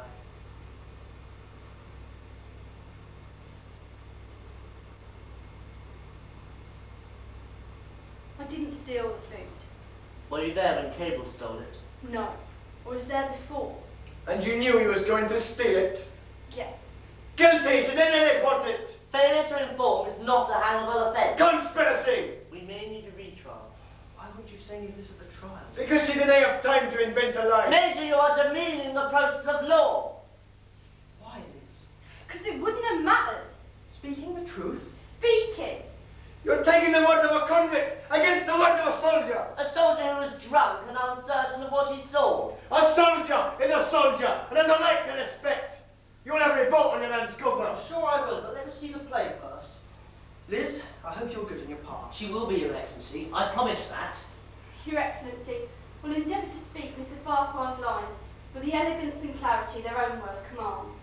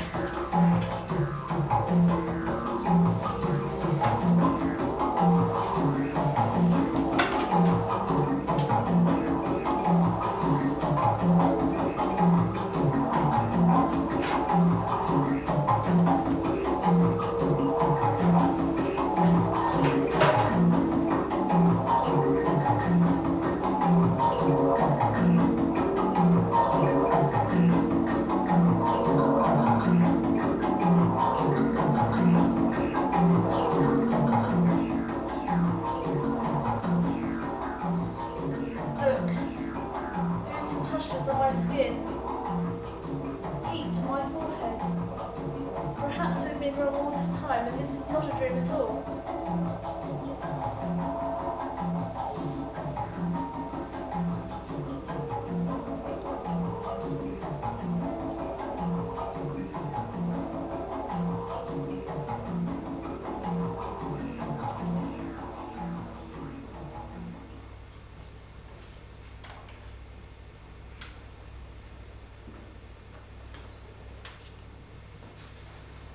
Backstage.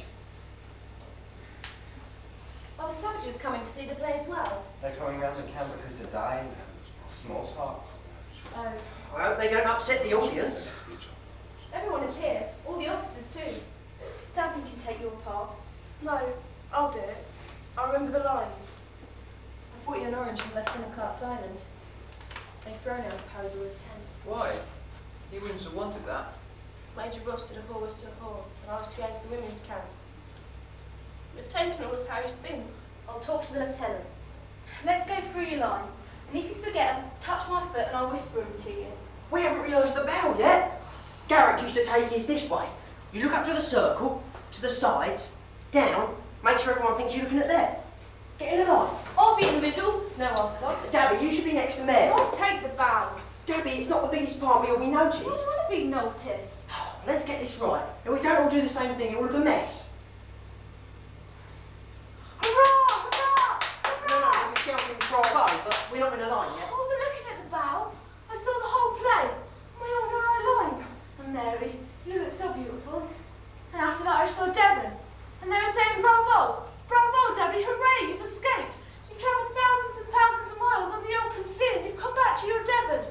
Bravo, Debbie, bravo! When are you doing this, Debbie? Tonight. You can't. I'll be in the play till the end. And in the confusion, when it's all over, we can slip away.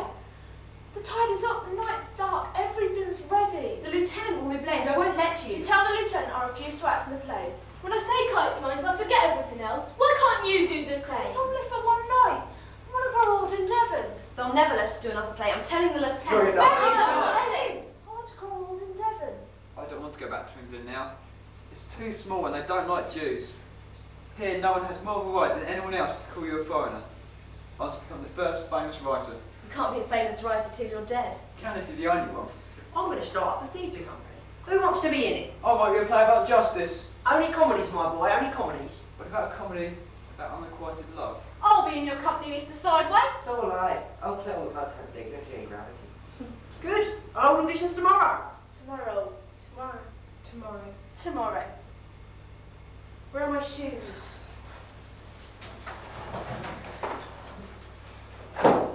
Arscott, remember to address the soldiers when you talk of recruiting. You are speaking to them. And remember, all of you, to leave a space for people to laugh. I'll kill anyone who laughs at me. They're not laughing at you, they're laughing at Farquhar's lines. You must expect them to laugh. That's all right. But if Major Ross or any other officer catch him laughing at me, I'll kill him. No more violence. By the way, Artod, when you carry me off as Jack Wilful, could you be a little more gentle? I don't think you'd be so rough with a young gentleman. Where's Caesar? I saw him heading towards the beach. I thought he'd practicing his lines. Caesar! When I say, do you like fishing, madam, do you say something then? I'm so sorry, Duckling. Harry was my friend. I loved him. I never know that now. I thought if he knew he'd become cruel. Are you sure you don't want Dabby to take your part? No, I'll do it. I want to do it. He likes to hear me say my lines. He'll be watching from somewhere. How beautiful you look. I dreamt I had a necklace of pearls and 3 children. If we have a boy, we should call him Harry. And if we have a girl? She would be called Betsy Alicia. Found him on the beach, dead drunk. I can't. All those people. My ancestors are angry. They do not want me to be laughed at by all those people. You wanted to be in this play, and you will be in this play. I was scared too. But I've overcome it. You have to be brave to be in My that. ancestors will kill me. You're gonna ruin my first scene. Please, Lieutenant, save me. Caesar, if I weren't here, I wouldn't be in this play either. My ancestors wouldn't be very pleased to see me here, but our ancestors are thousands of miles away. Madagascar. You'll be more of a disgrace if you don't come out with me on that stage now. Think of us as your family. What do you think of this bow? Caesar, I'm your lieutenant, and I command you to go on that stage. If you don't, you'll be tried and hanged for treason. And I'll turn her up in such a way you'll dangle there for hours, full of piss and shit. What will your ancestors think of that, Caesar? I could never hang you. No. Dabby, got your chickens? My chickens? Yeah, they're there. Are you all right? Yes. I was dreaming. Of your future success? Yes. Of my future success. And so is everyone here, I hope. Now, Arscott. Yes, sir. Calm. I've been used to danger, sir. Here, What's that? salt, for good luck. Where did you get that from? I've been saving it up in my rations. I've saved enough for each of us to have some.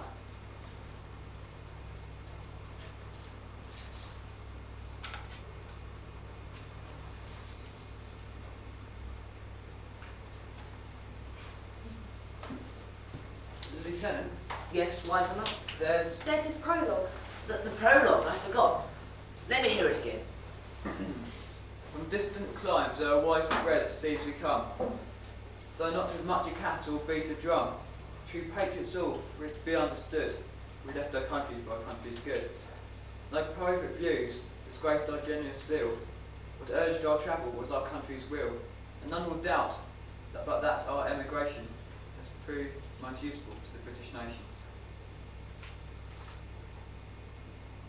When Major Ross hears that, he'll have an apoplectic fit. I think it's very good. So do I. And true. But not theatrical. It's very good, Sideway. Very well written, but it's too political. It'd be considered provocative. You don't like it? I do like it. It's too provocative.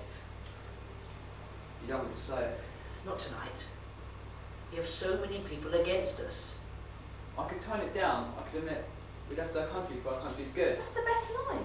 It would be wrong to cut it. I worked so hard on it. It rhymes. We'll use it in the sideway theatre. You will get as much praise as brazen, Sideway. This is the same as writing. The theatre is like a small republic. It requires private sacrifices for the good of the whole. That is something you should agree with, Wisehammer. And now, my actors, I want to say what a pleasure it has been to work with you. You are on your own tonight and must do your utmost to provide the large audience out there with a pleasurable, intelligible and memorable evening. We'll do our best, Mr. Clark. I love this. Arscott, You take 3 steps ahead of me and you stumble once, so you know what'll happen later. you're wrong. Why, Albert?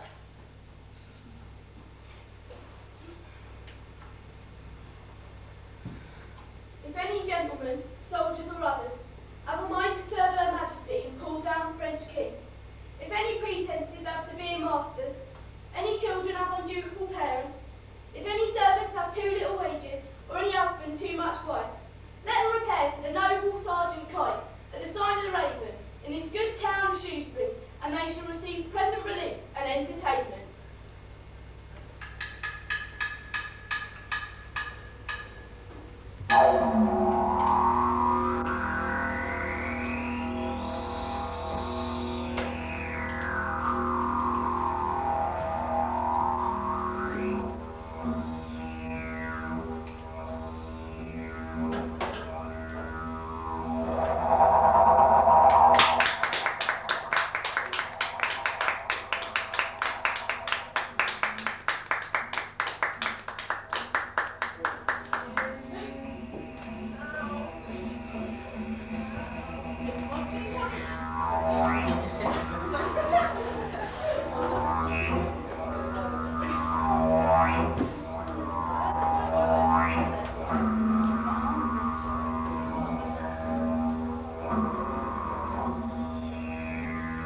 A slow fade there, Matt.